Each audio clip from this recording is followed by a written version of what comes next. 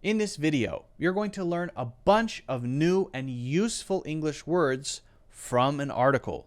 We're going to be going through an entire article, learning vocabulary in context.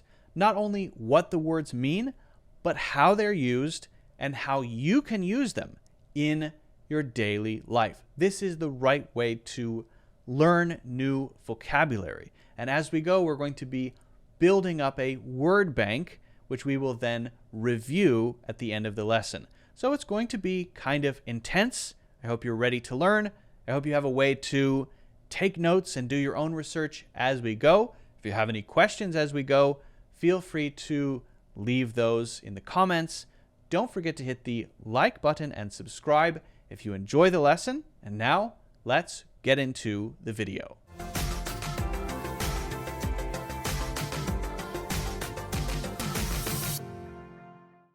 What we're going to do is go through an article about the Montessori method, the Montessori approach to teaching children, to educating children. We're going to be going back and forth between this and our word bank over here. From our word bank, we're going to be writing things down, new words, new phrases, trying to really pay attention to how these are used in context. This is going to be an exploration of language in context. This is how we learn new things. We read something, we pick something out that's new, we figure out how it's used, right? And then we know it, then we can use it, right? So we're gonna try to go as quickly as we can, but we're also not going to rush ourselves, okay? This is from the American Montessori Society, and it is a simple description of what Montessori is, right? So let's just get started. What is Montessori education? For more than a century now, the child-focused approach that Dr. Maria Montessori, an Italian physician, developed for educating children has been transforming schools around the globe.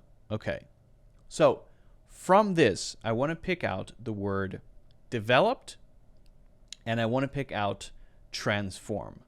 Now, even though you may know these, I want to focus on them in this particular context. So, develop,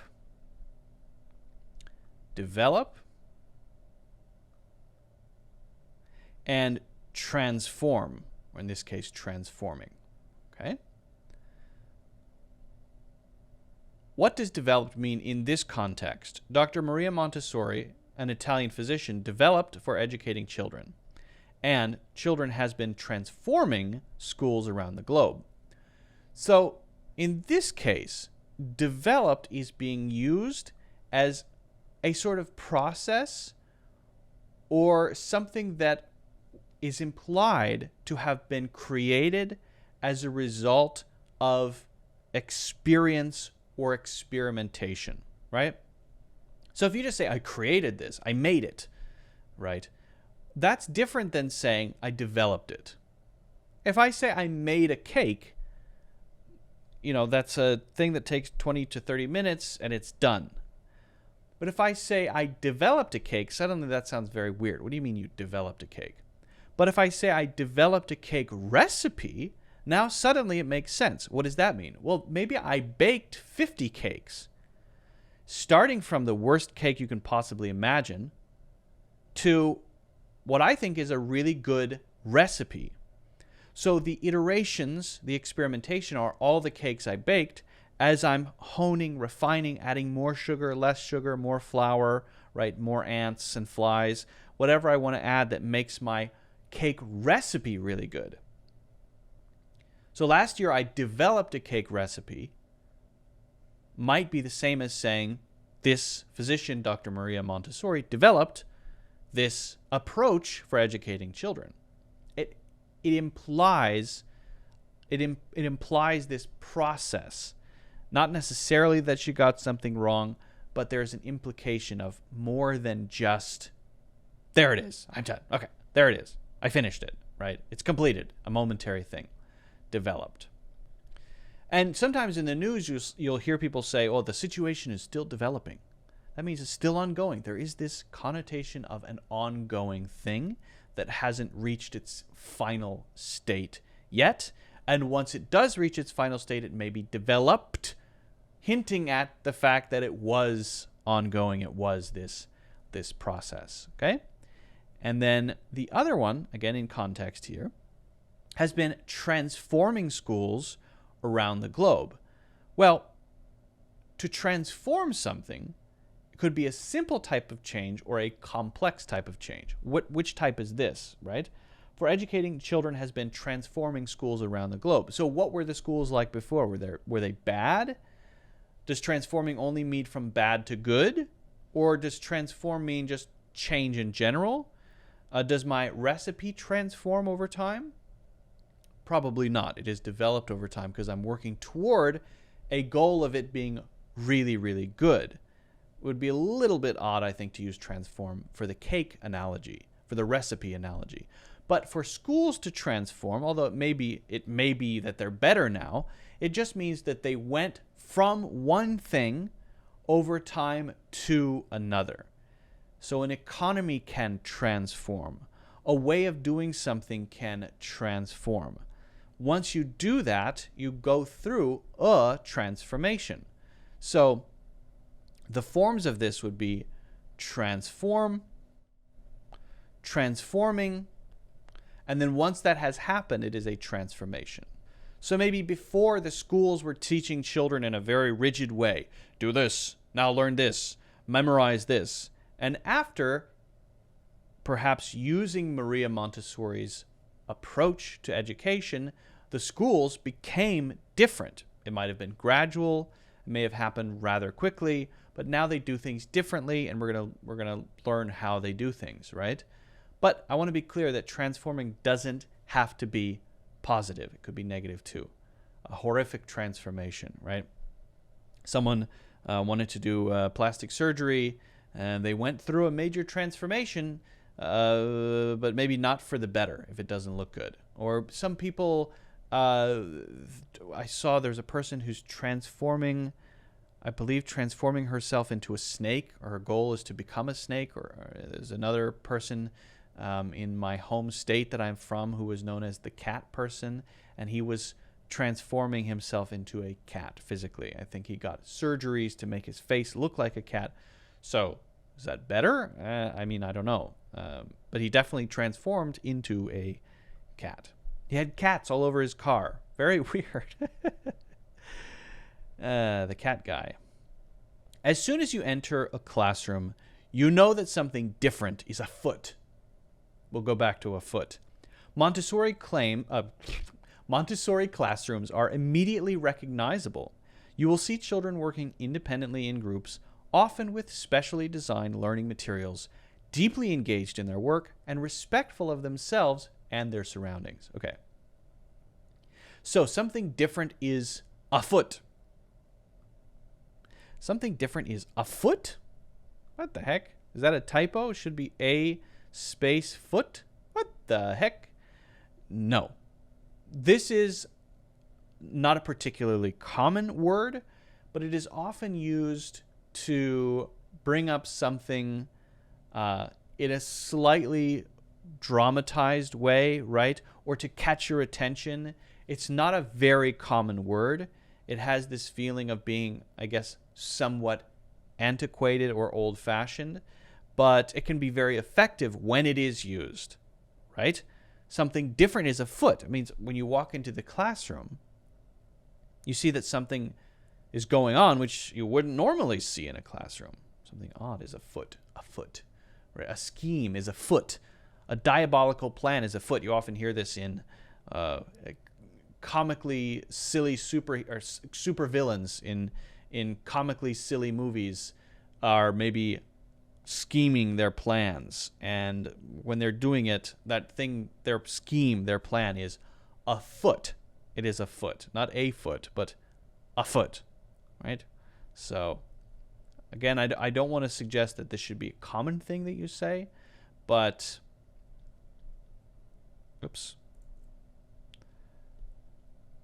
Shouldn't be a common thing that you say, but can be very useful if you want to almost catch someone by surprise, to say, hey, there's this thing going on that you didn't expect, right? This thing going on that maybe you did not anticipate. Montessori classrooms are immediately recognizable.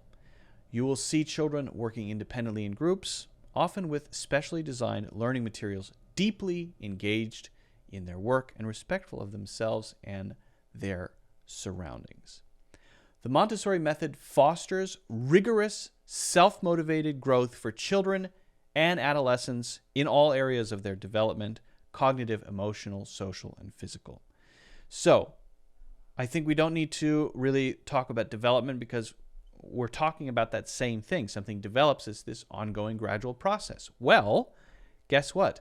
Development is something we might use to refer to you and something you go through. My emotional development as an adult, or childhood, right? A child's development. That is the period of time they go through when they are learning these things, when they're developing their cognitive, emotional, social, and physical traits, characteristics, right?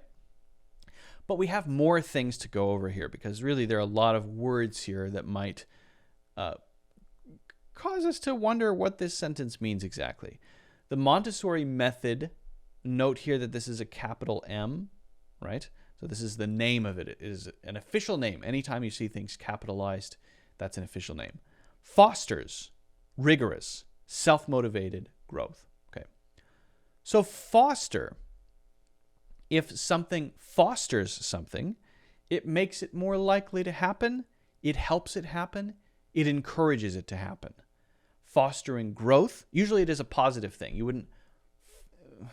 Generally you wouldn't foster corruption. I suppose you could say that, but the way that it's usually used is to talk about something that's positive. You may hear it used in a negative context once in a while, but most of the time it's going to be talking about fostering to encourage something good to happen, to allow something good to happen, right? So this environment fosters maybe creativity. I believe that Pixar, for example, they designed, or the campus of Pixar designed the campus. No, the campus didn't design it. The designers of the Pixar campus designed it to foster creativity. So the way that it was designed is meant to encourage people to get together and talk about ideas, throw ideas around. So the environment itself, the facilities, the design of the campus fosters creativity. Okay? That's very useful. So what do you want to foster in yourself? You can foster things within you, right?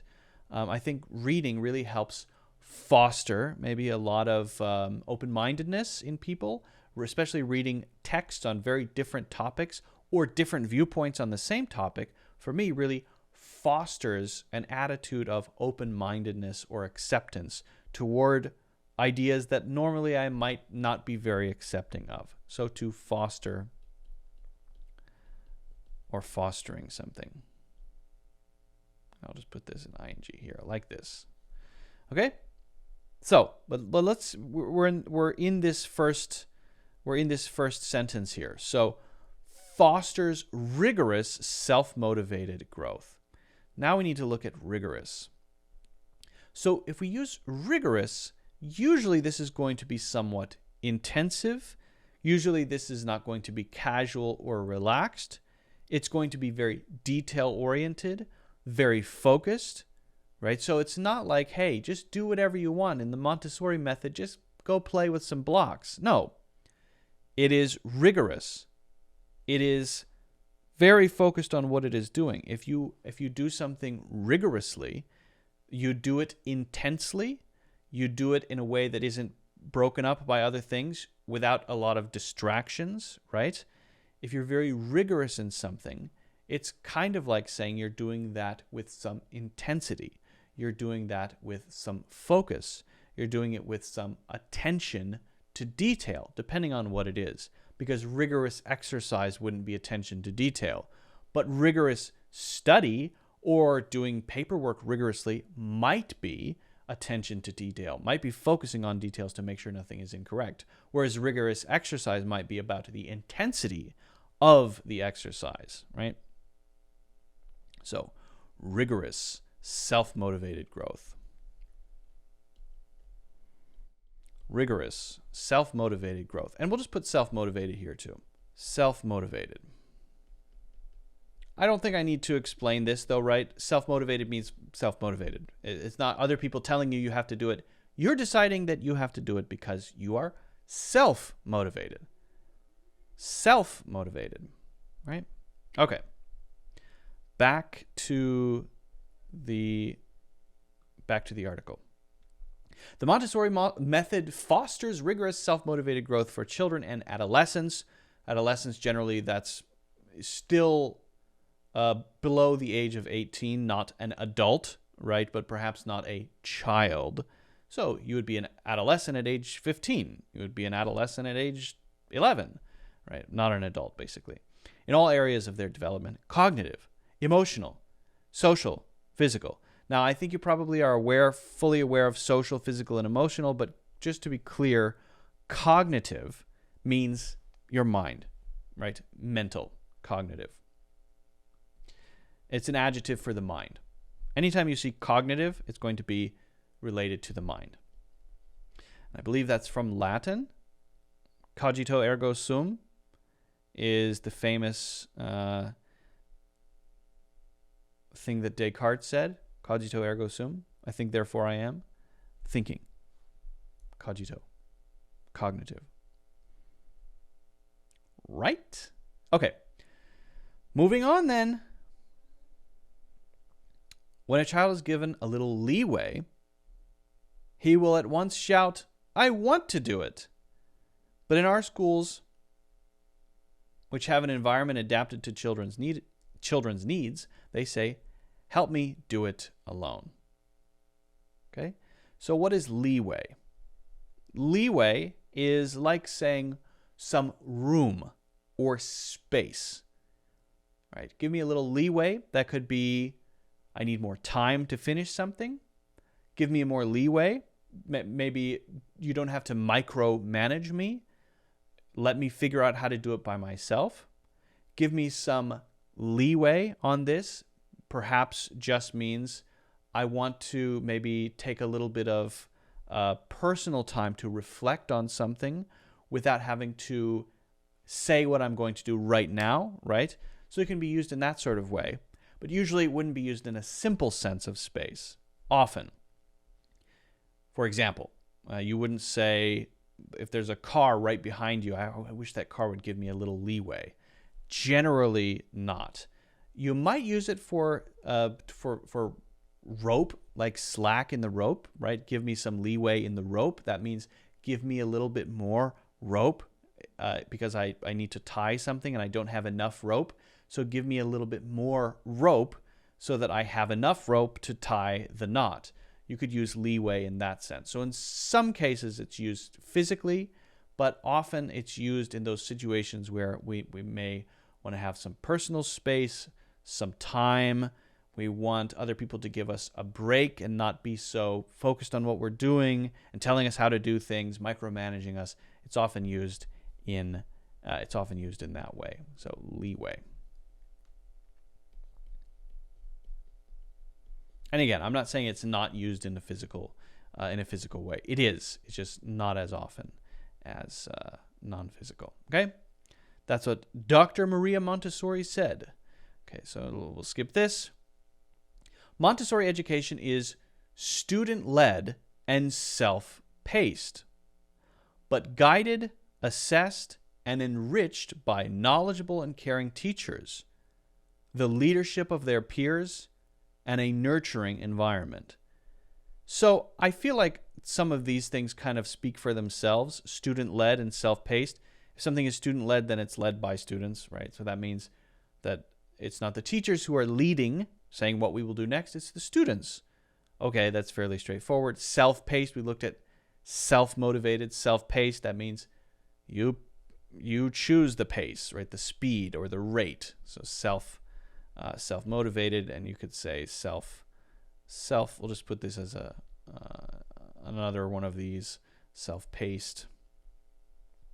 Basically, you're choosing how fast you work. And do I work quickly? Do I do my schoolwork slowly? Do I take my time? How do I do it, right?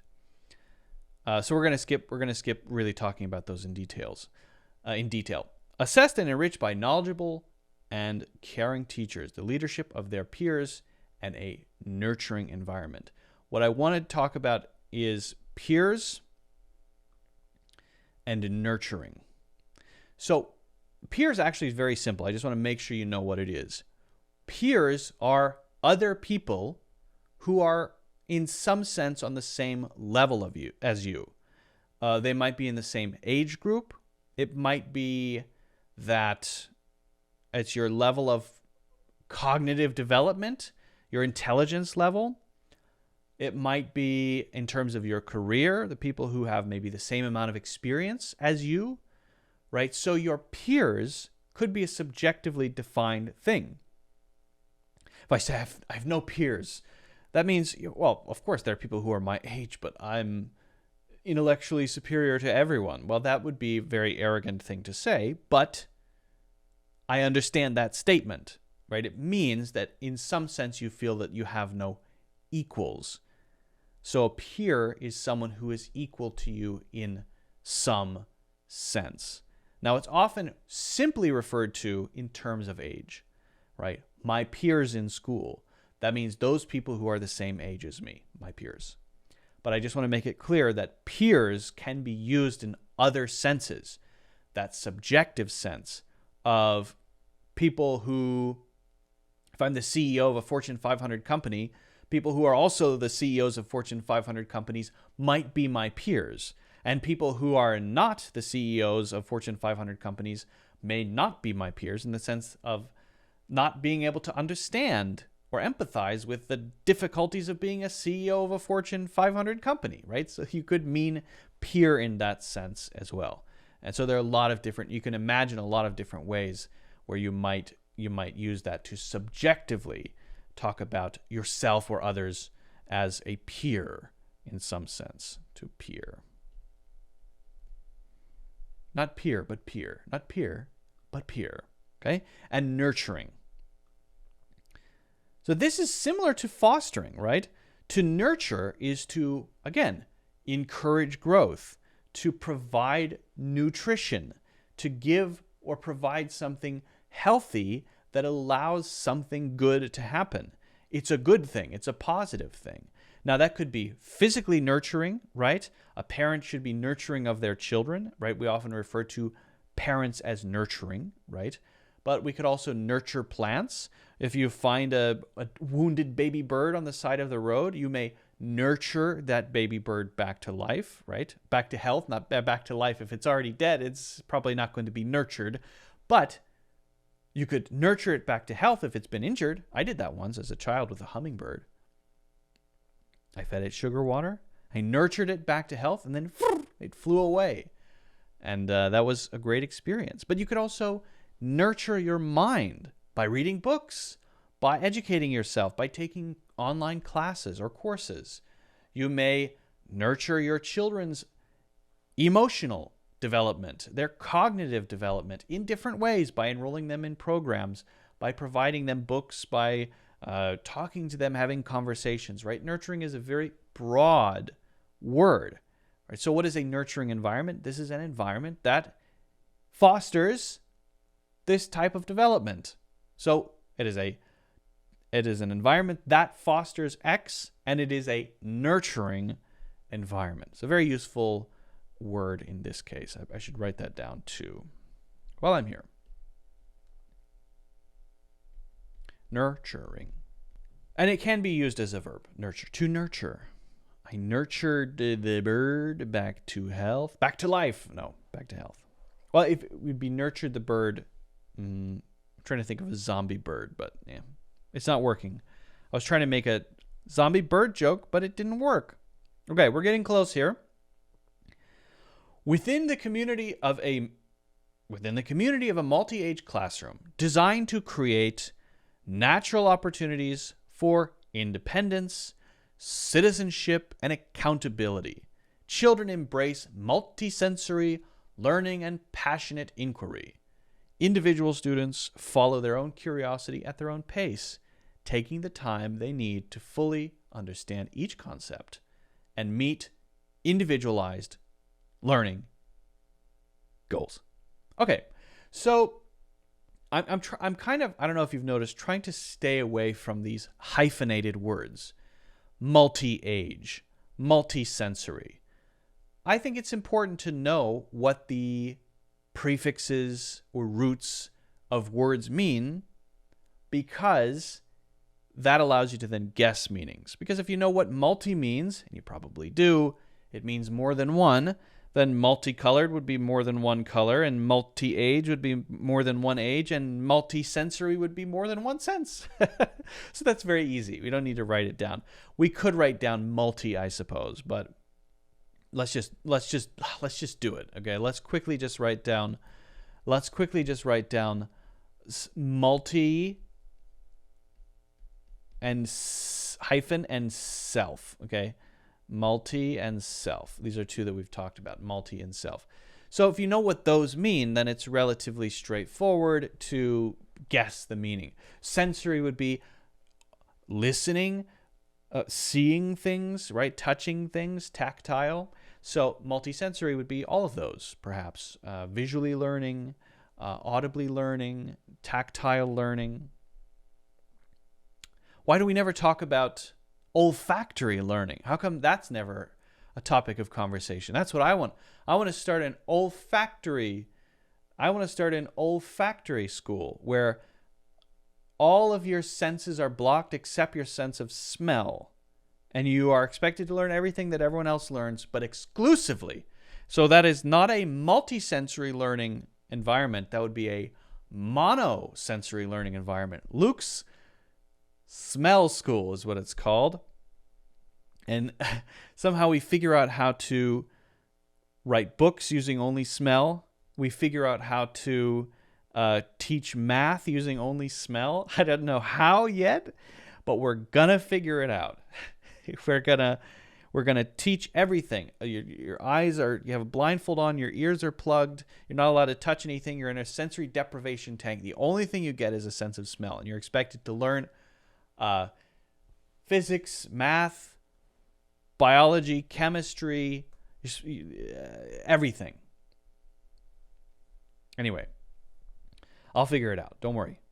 This is coming. My course on learning English through smell is coming out soon. Anyway, so yeah, we're skipping the hyphenates, as I was saying. Designed to create natural opportunities for independence, citizenship, and accountability. I'm not sure what they mean by citizenship here. I guess belonging to a group or something like that. But what I want to talk about here is accountability. So if you're accountable, that means you're dependable, you're reliable. If you say you're going to do something, then you do that thing. You have a sense of duty, right? And often we want to know who is accountable for something or who is responsible for something. We might use either of those words, accountable or responsible, interchangeably, right?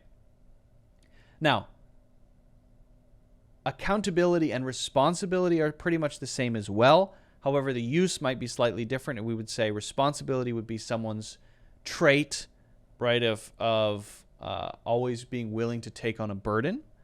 Perhaps, you're so responsible, you have a sense of responsibility. But if we say someone is very accountable, it's not as common, perhaps. Generally, what we're talking about, if we say someone is taking accountability, and that's usually what we say, taking accountability, that means that they're not avoiding blame. They're not trying to say other people should do it. They're not trying to say it's another person's fault. It's often used to talk about when things go wrong, who is responsible for the thing that went wrong specifically. And for that, we would more often use accountable than responsible. Who's accountable for this, right? There's no sense of accountability among our representatives. Sense of accountability, right? So to be accountable is to be the one who's willing to say, it's me. I'm the one. It's me. This is my job. It's me. This was my decision, for example. So again, very similar to responsibility in many ways, but used sometimes slightly differently. So accountability. Running out of space here. Accountability. Accountability. Children embrace multisensory learning. Embrace. So one meaning of embrace is a hug, right? To embrace things, that would be to welcome things. To say, instead of, I don't like that new thing, I don't want that, oh, that's a bad idea, oh, I don't like to do things that way. We say, yes, I accept this. This is great. Wow, interesting. Can I learn more about this? To be embracing or to embrace things is to hug them. To say, this is good. I want to make this part of myself, right? If you have a new idea and it's a good idea and you embrace that good idea, then you accept that idea. You welcome it. You kind of hug it or embrace it. So that's why embrace means both hug, right, and to accept or welcome new things, new ideas. That's why it means both, because in a sense you're kind of doing this for both of them. And actually it's a very useful, very common word. If someone is not very embracing of new ideas, they don't usually embrace new ideas. They're kind of closed-minded. They don't listen to people. They think they have the right way all the time. They don't pick up new ways of doing things to embrace. So Montessori seems to be a good way to teach children to embrace new ways of doing things, right? Multisensory learning. Embrace learning visually, audibly, tactilely, olfactorily, right? And passionate inquiry. To inquire is to be curious, to wonder, what is this? Inquiry is the noun form. To inquire is the verb form. What's going on? I want to know more about this. Why did you do that? What's wrong with this? Why can't I learn by smell, right? To always ask because you have genuine curiosity about why that is, right? To ask a question in order to get an answer, to ask a question in order to figure something out. The verb is inquire and the noun is inquiry. Inquiry. Okay. Passionate inquiry. Individual students follow their own curiosity at their own pace, taking the time they need to fully understand each concept and meet individualized learning goals. I'm not going to write down individualized because I think you probably know what individual means, but it is just an interesting form of the word individual. If something has been individualized, it has been made unique to you. So I have my goals, you have your goals, she has her goals, right? And they're all different. Whereas in a normal classroom, the only goal is to get an A. And everyone has the same goal. What's the goal? Get an A. But in a Montessori classroom, maybe you and I have slightly different goals, and it's not just get an A, which I think is personally not a bad idea. Given the freedom and support, I don't know why sometimes I just read the wrong word.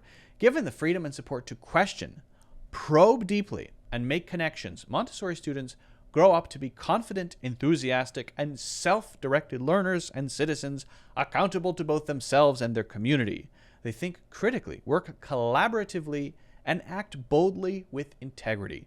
What better outcome could you wish for your children? Yeah, good point. But let's talk about some of these.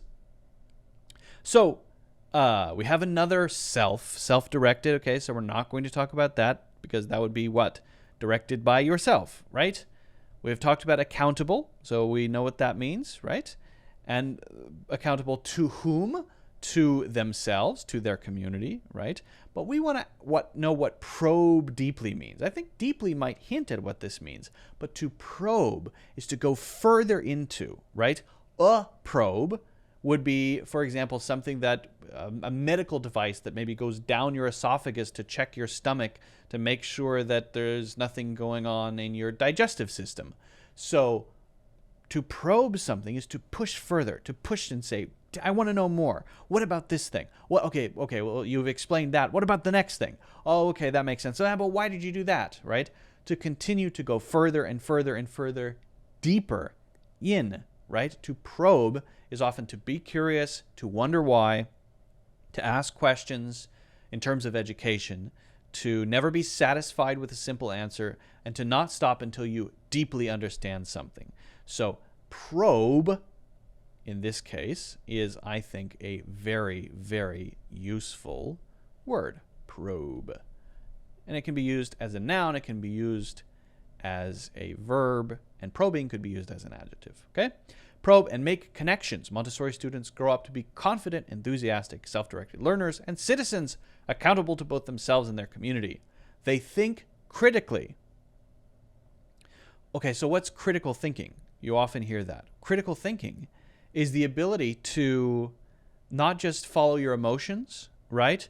To have an organized way of thinking about things, to not just accept what people say, but to say, well, why is that? And maybe to go against the grain, the norm, right? To be able to objectively analyze details and points of maybe an argument that someone else has made, to be able to use reason, right, to solve problems, to, again, not take things as simple assumptions, to be able to push through to the next level of why is 2 + 2 4? I understand that it is 4, but I want to, why is it 4? Oh, okay, I can actually count the beans and see how many beans there are. And I can see that if I group the beans in different ways, there might be 2 and 2, and that would be 4. So that might be a way to think critically, as a silly, simple example, right? So we often highlight that as a good thing. Critical thinking skills. Critical thinking skills. Okay, so critical thinking. Write that one down here. I'm running out of space. Where's that? Critical, up here. Critical thinking. Critical thinking. Good critical thinking, we say, is usually a positive thing. And the last word here is with integrity. Act boldly with integrity. That means you have principles that you follow. I believe in X. I believe that it's important to be honest, to be transparent, to treat people as I would want to be treated. That can be defined in different ways. But the important thing is that you have perhaps some rules or principles that you follow. They're yours. You have them. And it's not just important that you have them if you have integrity.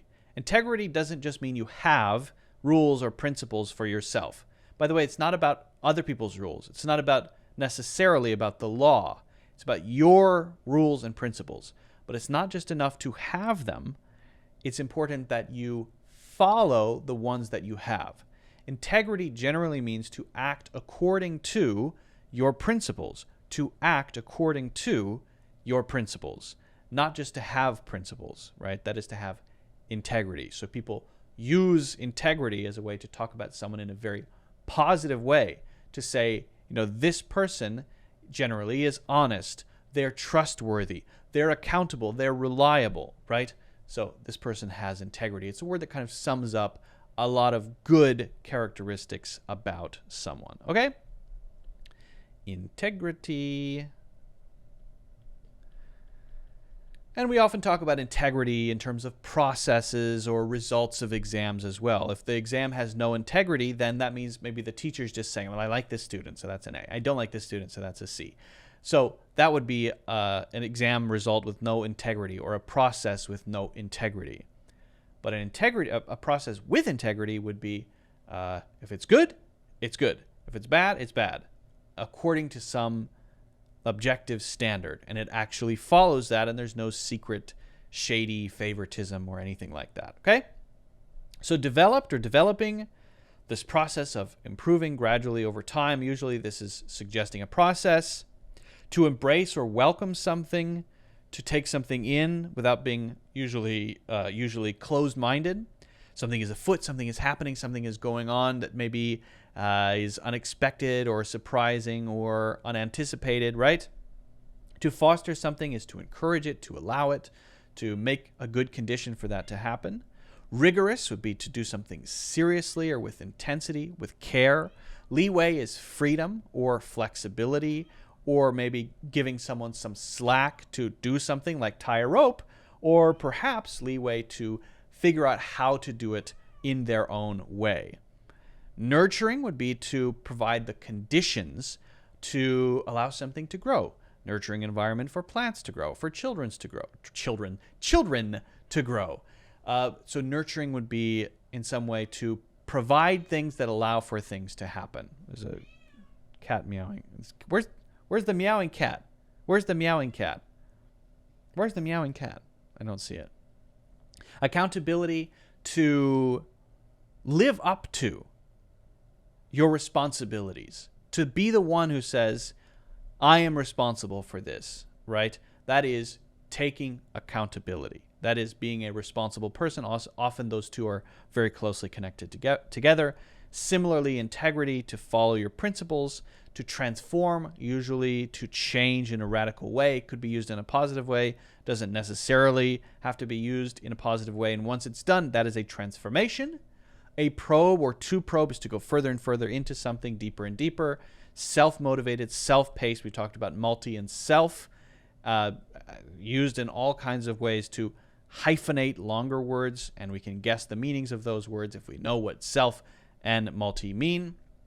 Peer, being people who are somehow equals on the same level, whether it's your age or in some other sense, in a more subjective way. Cognitive, relating to the mind or thinking in some way. Inquiry is sort of to question and wonder and push further to understand something by asking questions. Critical thinking skills, the ability to think in a specific way that allows you to solve problems, to be objective, to use some maybe rules to solve something without being perhaps too emotional, or allowing your intuition to totally just sweep through and decide for you. And I think that's all of them. Have I talked about all of them? I think so. All right. So this has been an interesting process, but I encourage you to do this whenever you read an article. Pick out some words, some phrases that are new. Make sure to pay attention to the context. See if you can figure out how to use them, and then try to remember them and remember their usage so that you can start using them naturally in your daily life. If you have any questions about these, don't hesitate to let me know in the comments. If you haven't already done so, don't forget to hit the like button and subscribe. And also, get a free course, Natural English Conversations, in the links in the description.